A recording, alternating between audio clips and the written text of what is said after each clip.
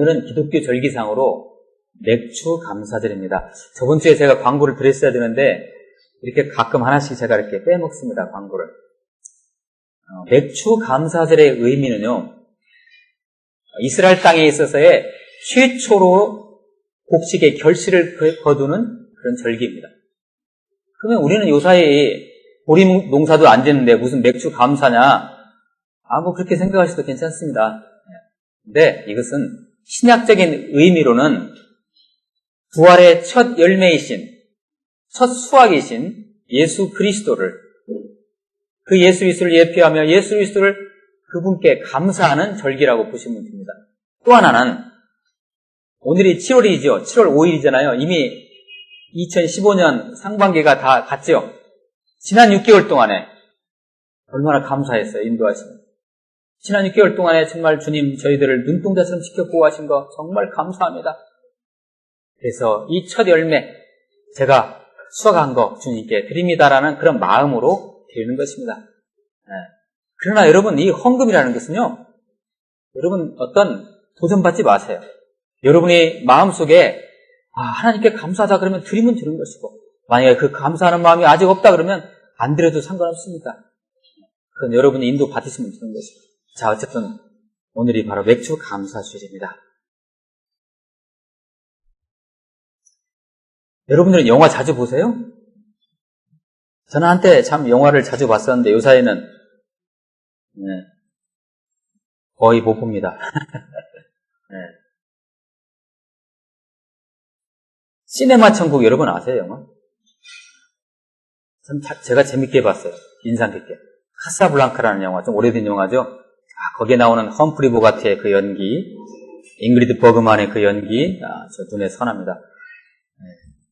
이외에도 제가 본 영화들, 로마의 휴일이라든지, 오래된 영화죠? 로마의 휴일, 플래튼, 오늘 제가 무디서 안에 있었던 플래튼, 그 다음에 쇼생크 탈출이라는 영화가 있어요. 아주 참 멋진 영화입니다. 팀 로빈스가 출연한, 그 다음에 양들의 침묵. 양들의 침묵은 우리 교회가 소장하고 있습니다. 이 영화는. 이런 등등. 근데 우리가 왜 영화를 이렇게 보고 싶어 할까요? 우리는 왜 이렇게 내 인생이 아닌 다른 사람의 인생에 대해서 관심이 많을까요? 그래서 혹시 영화 보는 건 아닐까요? 그런데 한번 곰곰이 한번 생각할 필요가 있어요. 그 영화를 보면서 우리가 처음에는 그렇게 생각합니다. 영화에 나와 있는 사람, 그 사람들은 저렇게 살아가는구나 하면서 고개를 끄덕일 수 있겠죠. 우리는 제3자 입장에서. 그러나 우리는 이내 곧 우리들은 그 주인공의 삶에 몰입이 되고 그 주인공의 삶에 공감을 하게 됩니다. 그리고 그 주인공의 삶이 바로 내 삶이 되면서 우리는 영화의 주인공이 되어가는 것입니다. 아마 우리가 이것을 느끼기 위해서 혹시 영화를 보는 건 아닐까요? 그렇지 않습니까? 안 그래요? 이웃집 아저씨가 돌아가셨어요. 눈물 안 나올지다 저는. 그런데 이웃집 아저씨보다 더 먼 영화의 주인공의 죽음을 보고서는 나는 울어요. 왜 그럴까요? 그것은 영화에 나오는 얘기는 제3자 얘기가 아니고 바로 누구 얘기예요? 보면서 내가 그에 몰입하고 공감하면서 이 감정에 이입되면서 그것은 내 얘기가 되는 거예요. 자, 영화 얘기로 제가 말을 이렇게 꺼냈는데요. 하나님의 말씀인 성경 왜 읽으십니까? 대충 읽어보면요, 이 하나님의 말씀인 성경은 전혀 우리하고 관계없는 얘기입니다. 그렇죠? 더군다나 이 성경의 이야기는 히브리 민족의 역사예요. 구약 성경은. 그렇죠? 그리고 이스라엘 땅에서 일어났던 근동의 AD 1세기에 근동에 일어났던 여러 가지 일들에 대한 기록일 뿐이에요. 나하고 무슨 상관이에요? 그죠? 근데 우리가 왜 이것을 읽어야 돼요? 그러나 우리가 조금 더 관심을 갖고 정성을 기울여서 성경을 접하다 보면 그 과정 속에서 성경, 즉 하나님의 말씀이잖아요. 신구약 성경 66권 하나님의 말씀을 읽을 수 있는 독특한 어떤 렌즈를 갖게 돼요. 안경을 갖게 된다는 거죠. 이 안경 벗으면 잘 안 보여요. 근데 이 안경을 쓰게 되면 사물들이 확연히 보이듯이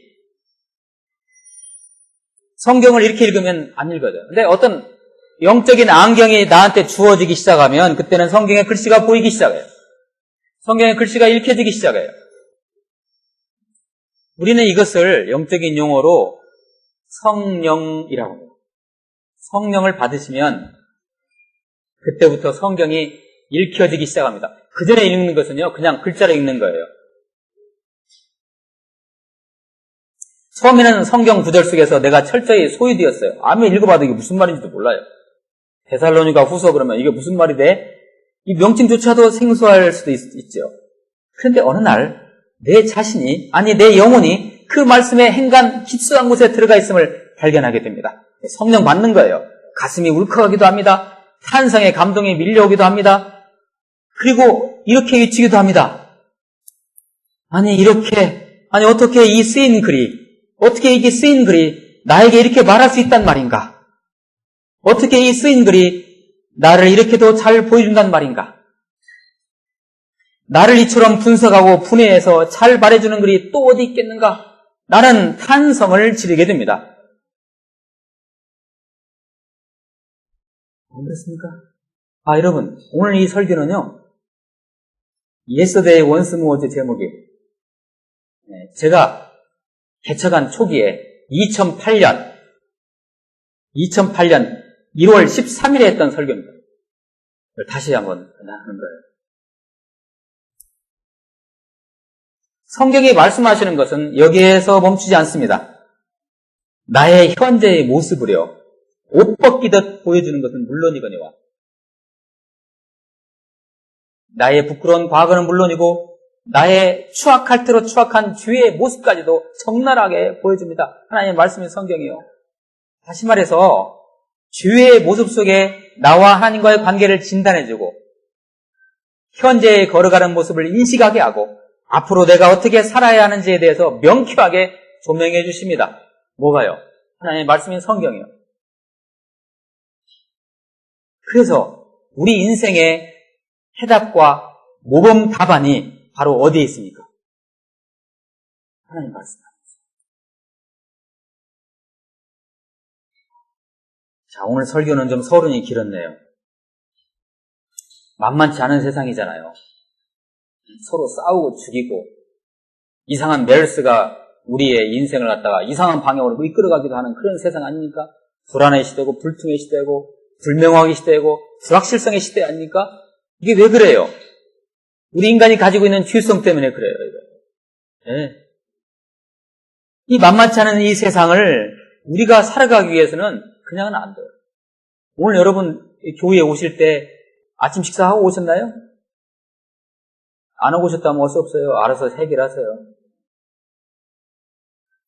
왜 오늘 식사하고 오셨어요, 아침에? 안 먹으면 우리가 죽잖아요. 마치 그러듯이 우리의 육체가 밥을 안 먹으면 우리 살지 못하잖아요. 그러듯이 우리의 영이 밥을 안 먹으면 우리 영이 죽어요. 그 영의 양식이 뭐예요? 하나님의 말씀이라는 것이죠. 데살로니가 후서, 오늘 말씀이죠. 데살로니가 후서는 데살로니가 전 후서가 있어요. 사도 바울, 하나님의 부르심을 받은, 예수님의 부르심을 받은 아주 역사적인 전도자 사도 바울이 아시아 쪽, 소아시아 쪽을 전도하시다가 어느 날 하나님의 영이 사도 바울에게 오셔서 하나님의 영이 아니고 어느 날 꿈을 꾸는데요. 드로아라는 곳에서 꿈을 꾸는데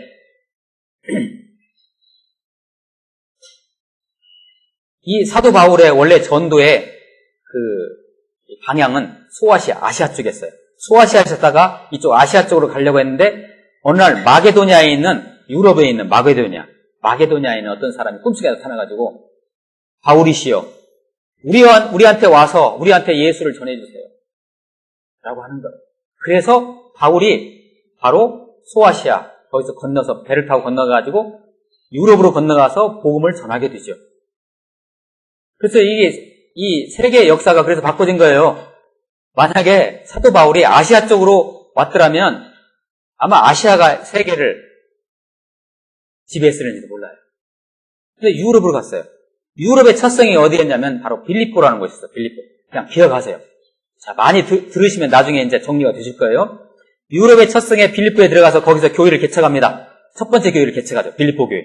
두 번째 도시를 가는데 그 도시가 바로 데살로니가라는 도시였습니다.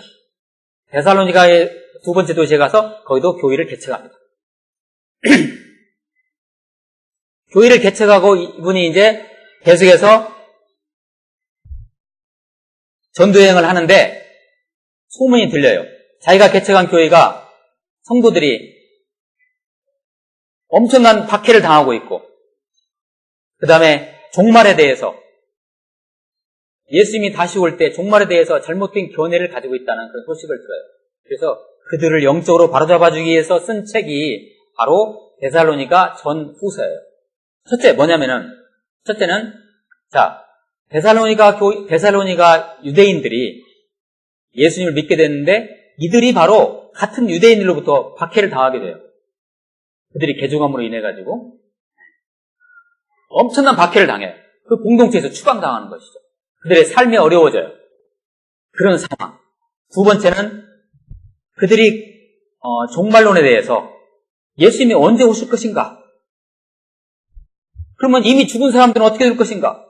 우리가 휴거돼 가지고 예수님이 다시 재림하실 때 휴거돼 가지고 예수님과 함께 공중에서 결혼식을 올린다는데, 그러면 이미 죽은 사람들은 어떻게 될 거냐, 이런 의문을 가지고 있고, 또 한 가지는요.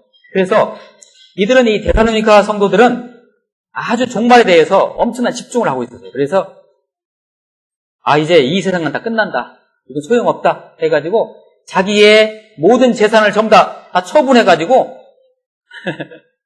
일상생활에 충실하지 아니하고 처분해가지고 엉뚱한 방향으로 가고 있었어요.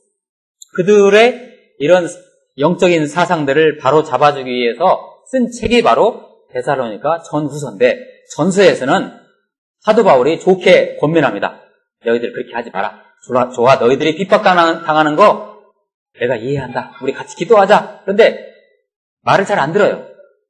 데살로니가 후서에서는 아주 강력한 권면을 합니다. 너희들 그렇게 살면 안 된다. 너희들의 그 종말로는 잘못됐어. 그렇게 살면 안 돼. 다시 처분했던 재산 다시 환수해가지고 일상생활 해, 그냥. 여러분, 데살로니가 전서 5장 16절 18절 말씀, 유명한 말씀 혹시 기억하세요? 항상 기뻐하라, 쉬지 말고 기도하라, 범사에 감사하라. 이는 그리스도 예수 안에서 하나님을 향한, 너희를 향한 하나님의 뜻이냐라는 말씀이 있잖아요. 그 말씀이 여기 데살로니가에 나와요. 그러니까 그들에게 권면하는 말씀이에요. 그래요. 네. 그런 역사적인 배경을 가지고 있는 말씀입니다. 인간의 실존이 뭡니까? 여러분, 인간의 실존이 뭐예요? 죄인이죠. 죄인이기 때문에 삶이 쉬울 수가 없어요. 어떤 사람들은 예수 믿고 나서 나는 삶이 너무 좋아요, 나는 형통해요, 나는 정말 너무 부러워요. 그런 사람들. 그렇지가 않습니다. 예수를 믿건 안 믿건, 아니 어쩌면 예수를 믿은 후에 더 이 죄의 공격들이 우리에게 더 심해질 수 있다는 것입니다. 이게 성경이 말하는 인간의 실존입니다.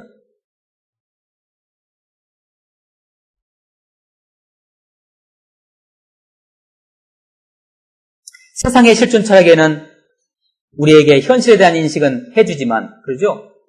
왜 그렇게 우리 인간이 되는지, 왜 우리가 박해를 당하고 이렇게 고통을 당하고 갈등을 하고 눈물을 뿌리면서 살아야 되는지에 대해서 뾰족하게 세상의 철학은 얘기해주지 않습니다. 그러나 하나님의 말씀은 거기에 대한 해답까지 줍니다. 자, 오늘 말씀, 자, 이 말씀을요, AD 1세기에 그렇게 박해를 당하고 있는, 핍박을 당하고 있는 데살로니가 후서, 데살로니가 교인들에게 주는 하나님의 말씀이지만, 이 시간에 저와 여러분에게 주시는 하나님의 말씀을 받으시기를 축복합니다. 하나님의 말씀을 받으세요.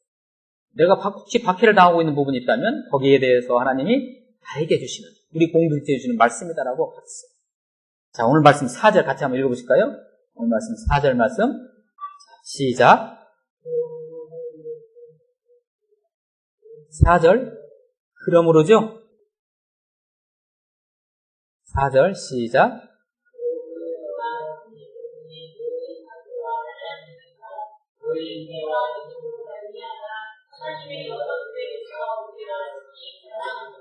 예. 격려를 하고 있죠? 아, 너희들이 참 힘들고 있구나. 예.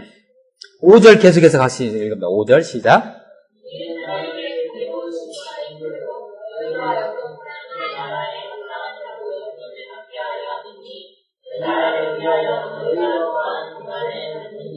아멘. 예, 여러분, 혹시 볼펜이 있으시면, 볼펜으로 이렇게 줄 그시는 것이 아까우시면 연필로 이 부분을 이렇게 밑줄을 그어보세요. 그 나라를 위하여 너희가 또 고난을 받느니라. 여러분, 아멘 안 하세요? 왜 내가 이렇게 고난을 당해야 돼? 내가 이렇게 예수를 잘 먹고 있는데, 내가 교회를 출석 잘하고 있는데, 이렇게 봉사도 잘하고 있는데, 기도도 많이 하고 있는데, 왜 이렇게 내가 고난을 받아? 아, 오늘 말씀에서는 하나님 나라를 위하여 고난을 받을 수 있다는 거예요. 아이러니죠. 그리고 오늘 본문, 오늘 주신 말씀 10절 이하의 말씀 속에서 우리에게 궁극적 소망을 우리에게 주십니다. 여러분, 우리 그리스도인들은 이 세상에서 박해당하고 핍박당하고 힘들게 고통당하고 절망 속에 있지만 우리는 죽어요, 안 죽어요? 안 죽어요. 우리는 오뚜기라고요, 오뚜기. 여러분, 오뚜기. 오늘 댁에 가실 때 오뚜기 하나 사셔가지고 가지고 가서 이렇게 놓으세요. 오뚜기 어떻게 돼, 오뚜기? 깨면 어떻게 돼? 딱 일어나죠. 또 일어나. 안 죽어요, 여러분.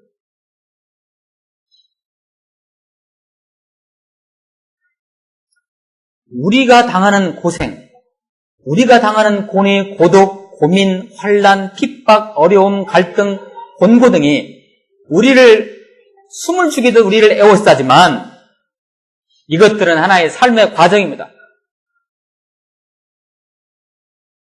공감을 안 하시는 것 같은데 그냥 하나의 삶의 과정이에요. 그냥 과정. 그게 우리의 삶의 결론이 아닙니다.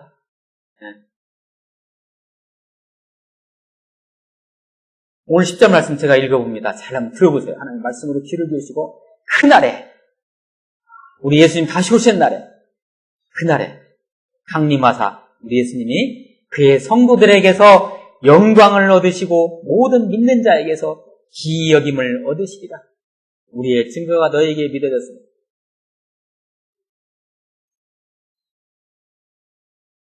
이어서 11절, 12절 같이 한번 읽어보실까요? 11절, 11절 시작.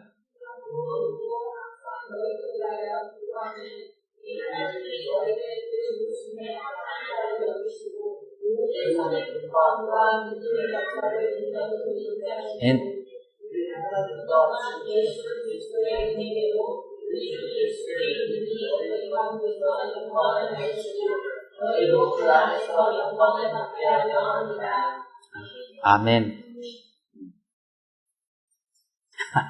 고난 속에 있는 성도들에게 권면하는 말씀이요. 보세요. 너희 가운데서 하나님이 그 가운데서 영광을 받으시고 너희도 그 안에서 영광을 받게 하라.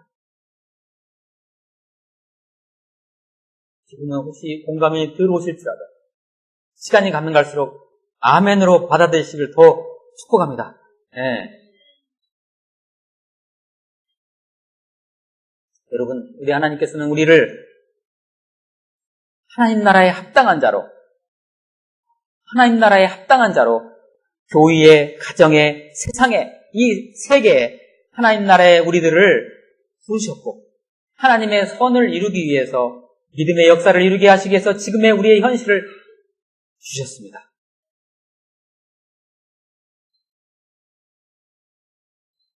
무슨 말입니까 이게? 지금 고난, 고통의 핍박의 어둠의 심연 속에서 살아가는 저와 여러분을 통해서 하나님께서는 믿음의 역사를 이루어 가신다는 것입니다. 여러분이 혹시 당하는 고난, 그 끝은 분명히 있습니다. 여러분 낭망하지 마시고요. 인생을 포기하고 싶은 그 즈음에 우리 하나님께서 여러분을 갖다가 불끈 들으셔가지고 당신의 영광을 받으시기 위해서 올려주신다는 겁니다. 내가 극단의 어려움에 처해 있을 그 상황에서도 어김없이 그분이 일하고 계신다는 것입니다. 지금 이 순간에도요. 바로 그러한 우리의 삶의 모습을 통해서 예수 그리스도의 이름이 우리 예수 그리스도의 이름이, 우리 하나님의 이름이 영광을 얻으신다는 것입니다. 할렐루야. 네. 저는 오늘 아침 금식하고 왔는데요. 배가 부르네요. 말씀을 이렇게 전하면서도. 네.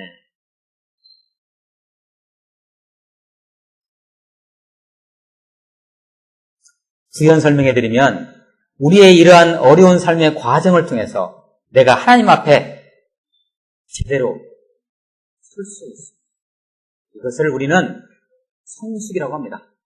여러분, 대한민국의 그리스도인들이 아직 성숙하지 못한데 그분들이 그리스도 안에서 정말 고난을 갖다가 체험을 못해서 그래요.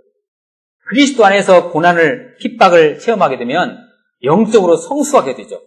아주 탄탄한 성숙한 인간으로 예수 그리스도 안에서 우뚝 서게 되는 것이죠. 하나님은 우리에게 이것을 원하시는 것입니다. 견디기 힘든 상황을 경험함으로써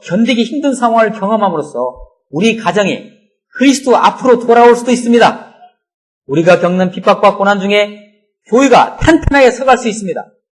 우리 공동체가 이러한 시험을 잘 견딜 때 우리 공동체를 통해서 지역과 민족과 열방이 복음화 될 수도 있습니다. 로마서 8장 18절 말씀 제가 읽어드릴게요. 유명한 말씀이에요. 생각건대 현재의 고난은 장차 우리에게 나타날 영광과 좋게 비교할 수 없더라. 생각건대 현재의 고난은 장차 우리에게 나타날 영광과 좋게 비교할 수 없더라. 어떤 사람이 싫어합니다. 이것은 한강에서, 한강 인도교 유명하죠? 어떤 다리죠? 그 다리가? 자살 다리. 최근에는 저기로 옮겨졌다고 하는데, 마포 쪽 어디 다리로 옮겨졌다고 해요? 자살 다리가. 왜 우리 민족은 이렇게 자살을 많이 하는지 모르겠어요. 근데 어떤 사람이 자살을 하려고 한강 인도교에 이렇게 난간에 섰어요. 딱 섰는데 떨어지려고 하는데 뒤에서 누가 로마서 8장 18절 그러더라고요. 이 사람이 교회도 안 다니는 사람이에요. 얼마나 큰 소리가 들렸길래 이 사람이 깜짝 놀래가지고 앞으로 떨어져서 자살해야 되는데 뒤로 펄럭 넘어져가지고 이렇게 자살을 못했어요. 딱 보니까 로마서는커녕 어떤 고물상 아저씨가 고물 사시오 하고 지나갔어요. 그런데 그 소리가 로마서 8장 18절을 들렸던 거예요. 이 사람이 자살을 그만두고 집에 가가지고 성경을 찾았어요. 어디 뒤적하니까 성경이 나오는데 로마서 8장 18절 찾아보니까 생각한데 현재의 고난은 장차 우리에게 나타날 영광과 좋게 비교할 수 없다. 이 말씀. 그 사람이 이 말씀에 불끈 힘을 잡고 그냥 내가 살아야 되겠구나 해가지고 나중에 살아서 교회에 와가지고 간증했던 그런 얘기를 제가 들은 적이 있습니다. 말씀을 이제 마무리합니다. 만약 그 핍박과 환난이 우리의 인생 과정 중에 여러분 피해갈 수 없는 것이라면 우리의 기도는요. 잘 한번 들어보세요. 하나님 지금의 이 어려움을 면케하옵소서가 아니라 하나님 저에게 왜 환난 주세요? 왜 핍박 주세요? 이거 면케해 주세요라고 기도하는 것이 아니라 현재의 고난의 바닷속에서 제가 헤엄을 잘 칠 수 있도록 힘을 주시고 하실 수 있으시거든 헤엄 잘 치는 법을 가르쳐 주세요. 그리고 왜 제가 여기서 헤엄쳐야 하는지 알려주세요. 그렇지만 여기 험난한 파도와 격동 속에서 내가 헤엄쳐 가야 하는 것이 주님의 뜻이라면 기꺼이 순종하겠습니다. 라고 우리가 기도해야 하지 않을까요? 기왕 우리 인간들이 우리의 생각 가지고는 우리가 왜 태어났는지 태어난 이유도 모르고 태어났는데 아무튼 처음에는 태어나 보니까 고생만 전라도 사투리로 칙살나게 하고 이게 뭐야 도대체 이게 우리의 수준에서 이거 뾰족한 답을 찾지 못하는 것이라고 한다면 우리는 소연하고 단순하게 하나님 말씀해 주시는 교훈으로 돌아가는 것이 지름길. 인간의 모든 역사를 통찰하는 하나님의 말씀이 그리고 그 말씀 속의 사건에서 예수 그리스도께서 가신 길이야말로 우리에게는 해답이 되는 것입니다. 여러분, 예수님 어떻게 사셨습니까? 마태복음 26장 39절 말씀, 우리 예수님께서 십자가 달리시기 직전에 이런 기도를 하십니다. 내 아버지여, 만일 할만하시거든 이 잔을 내게서 지나가게 하옵소서. 십자가 안 지고 싶다는 거예요. 그 다음 기도가 중요합니다. 그러나 나의 원대로 마옵시고 아버지의 원대로 하옵소서. 하나님 나라의 평강과 기쁨이 여러분에게 임하실 것입니다. 기도하시겠습니다.